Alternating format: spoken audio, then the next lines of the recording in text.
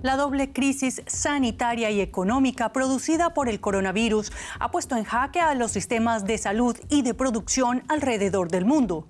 La enfermedad sigue avanzando a la par que de las respuestas desiguales y en el entretanto también proliferan otros actores que sin ningún pudor comercian con la vida. Pruebas falsas, material sanitario ilegal, supuestos medicamentos salvadores y ahora vacunas que no lo son. El flamante mercado criminal pandémico toma fuerza en América Latina. Bienvenidos a nuestro especial de coronavirus. Soy Juliana González. Lo decíamos, en medio de la pandemia aparecen oferentes inescrupulosos. Por ejemplo, en México fueron arrestadas recientemente 6 personas por vender vacunas falsas contra la COVID-19. Las autoridades han pedido a los hospitales y centros de vacunación que se abstengan de aceptar ofertas de intermediarios o de cualquier página de internet que ofrezca este preparado, ya que solo el gobierno es el único autorizado a negociar y distribuir las vacunas. Asimismo, hizo un llamado para que la población solo acuda a las unidades de vacunación autorizadas y pidió a la ciudadanía que reporte cualquier sitio web, hospital o negocio que ofrezca la vacuna. Pero no solo las falsificaciones son un problema, también lo es el tráfico de influencias. La ciudad autónoma de Buenos Aires comenzó este lunes a inocular a los mayores de 80 años con la vacuna Covishield que fabrica la India y que desarrollaron AstraZeneca y la Universidad de Oxford. El pasado jueves, la provincia de Buenos Aires empezó con los mayores de 70 con la rusa Sputnik V. La vacunación en Argentina marcha más lento de lo esperado. Se ha desatado un escándalo de vacunados VIP. Pero entre los ancianos hay opiniones divididas. Es una pésima gestión. Acá en este gobierno nacional, que es el que centraliza la compra de las vacunas, lo que hizo fue irse en discurso. La gente creo que se está vacunando bien, en provincia muy bien también, y en la capital ahora empezó un poquito. En una Latinoamérica que marcha a paso lento en la vacunación, Argentina figura cuarta entre los países con más población inoculada, el 1,6%, por detrás del 15,6% de Chile, el 3,3% de Brasil y el 2% de Costa Rica. En el Comité de Médicos Independientes que asesoran al gobierno argentino explican el retraso.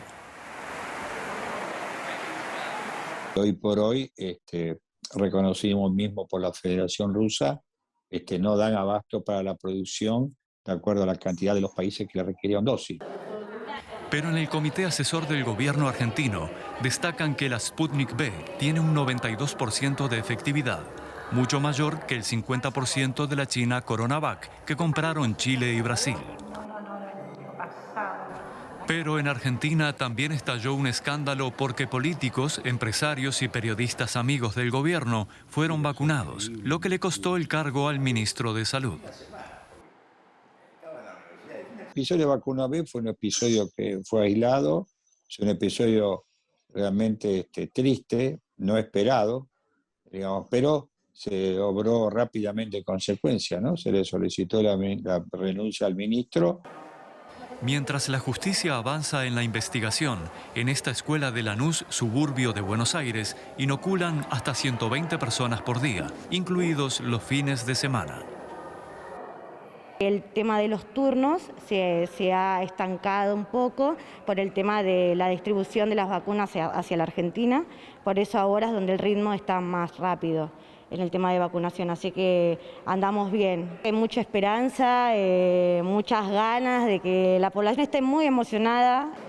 Argentina debe multiplicar por 10 la cantidad de vacunados en los próximos 3 meses para llegar al invierno con todos los mayores de 60 años inoculados. Florece un mercado paralelo para tratar el COVID-19. Para hablar del tema tenemos a Alejandro Rebocio, autor del informe que acabamos de ver desde Buenos Aires. Alejandro, muchas gracias por acompañarnos en este especial. A propósito de tráfico de influencias, ¿cómo ha impactado el escándalo del vacunatorio VIP la confianza de la gente en la campaña de vacunación?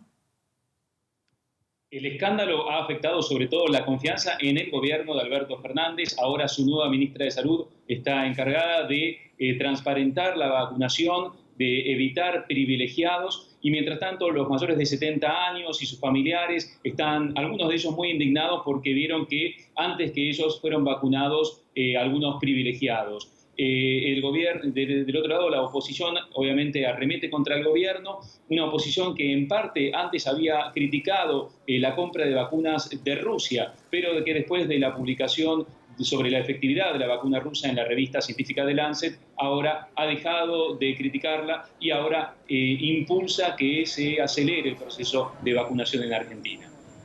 Alejandro, y la vacuna llega sin duda a cuentagotas. ¿Cómo puede la impaciencia por las tardanzas de la vacuna dar pie al surgimiento de una economía sumergida de falsificaciones, por ejemplo, de las mismas vacunas?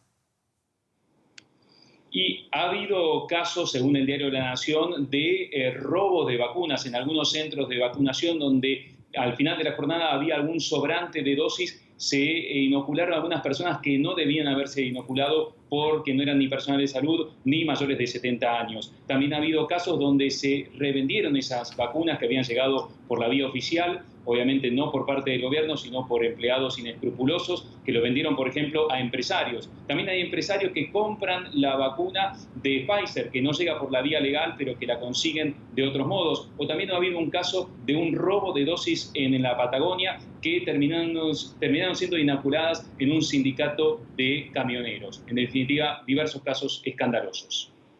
Así es, escandalosos, pero también están las estructuras criminales que hemos visto han estado golpeadas por estas restricciones de viaje. ¿Hasta qué punto pueden pasar de traficar con armas, personas, drogas, por ejemplo, al mercado de insumos médicos falsificados o de dosis por otras vías? En Argentina por ahora no se está hablando de eso, sí de alguna importación contrabandeada de la vacuna de Pfizer, como te decía. Y después lo que sí hubo una discusión muy grande el año pasado fue sobre el uso del dióxido de cloro como tratamiento contra el COVID-19. En ese caso, el Ministerio de Salud de Argentina ha aclarado de forma importante que no estaba autorizado el dióxido de cloro para su uso, pese a que lo promocionaban algunos famosos argentinos en la televisión. Alejandro, Interpol emite alertas ante la proliferación de robos, falsificaciones y hasta la publicidad engañosa de productos médicos. ¿Cómo lo manejan las autoridades argentinas? Hasta ahora en Argentina no ha habido casos de vacunas falsificadas, ni de barbijos falsificados, ni otros productos de ese tipo. Insisto, solamente la polémica sobre el dióxido de cloro, que sí, por ahora está zanjada. Bueno, eso es una buena noticia que ya esté zanjada. Gracias, Alejandro Rebocio, por estas valoraciones y cuídate mucho. Gracias a ustedes. Y nosotros nos venimos a Europa. El pasado mes, Portugal marcó récords en cifras de fallecidos por esta pandemia. La crisis sanitaria llevó al país a confinarse completamente y a depender de la ayuda de equipos médicos, hospitalarios, así como de personal de enfermería y medicina de sus socios europeos. Pero como lo veremos en el siguiente reportaje, un consorcio chino en Lisboa ha sacado grandes réditos de esta situación. Tropas alemanas ayudan a combatir el coronavirus en la capital portuguesa, Lisboa. Es un acto de solidaridad entre dos países de la Unión Europea, pero, como descubre Deutsche Welle, forman parte de una historia mucho mayor, la de las inversiones chinas en todo el mundo. Probablemente esta es la escena que esperaban encontrarse los soldados, una hilera de ambulancias frente a hospitales totalmente desbordados y con un sistema al borde del colapso. Pero es justamente aquí, en un hospital 5 estrellas, donde los efectivos prestan su ayuda en la lucha contra la pandemia. Este es el Hospital da Luz. Aquí la estrella futbolística Cristiano Ronaldo se sometió a una operación en su pie hace unos años. En su página web, el centro subraya que están orgullosos de proseguir con sus servicios habituales incluso en plena pandemia. Estos son de amplio espectro, desde tratamientos contra el cáncer hasta cirugías estéticas. En el informe anual aseguran que seguirán centrándose en los beneficios pese a la pandemia. Este hospital no cede gratuitamente el uso de sus unidades de cuidado intensivo, las paga el gobierno portugués. La empresa propietaria de este centro de salud es un conglomerado chino. DW preguntó a un vocero del Ministerio de Salud al respecto. Hay un acuerdo con este hospital privado para albergar pacientes. Pero entonces es necesario pagar por ello al hospital. Sí, porque usamos sus instalaciones. El hospital no quiso atender a DW, pero sí ofreció un comunicado.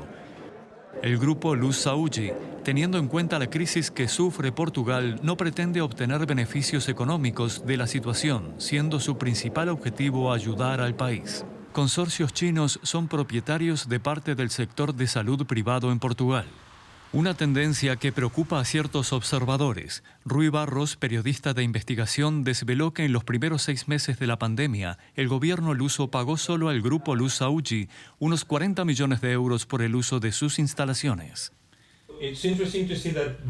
Es interesante observar que 3 de las empresas que obtuvieron los mayores pagos tienen conexiones evidentes con China. Es decir, que Pekín es clave en la gestión de la pandemia por parte del gobierno luso. ¿Ve en ello una tendencia preocupante? Creo que es un debate que los europeos no deberían eludir. Aunque apenas 26 médicos militares fueron enviados por Alemania a Portugal, su presencia sirve para hacer pública una nueva realidad. La salud de un país está en manos de empresas chinas para quienes los beneficios priman por encima de los intereses de la población. Y lucrarse de la pandemia no solo tiene que ver con esto o con acciones ilegales como saltarse la fila de vacunación o vender falsificaciones de producto que pongan en riesgo la salud de otros a cambio de beneficios. Hay economías como la China que han sacado provecho de la crisis de COVID-19. Las previsiones económicas aseguran que de continuar la tendencia, el Producto Interno Bruto de este país crecerá a un ritmo del 8% durante este año. Y si miramos las cifras de exportaciones durante 2020, encontramos que las exportaciones de mascarillas o tapabocas quirúrgicos se dispararon un 3.400%, mientras que las exportaciones de equipos médicos crecieron aproximadamente 70%. Aún está por conocerse cuánto le reportarán las ventas de las diferentes vacunas. Y hasta aquí nuestro especial de coronavirus. A ustedes muchas gracias por acompañarnos y quédense con nosotros en Deutsche Welle.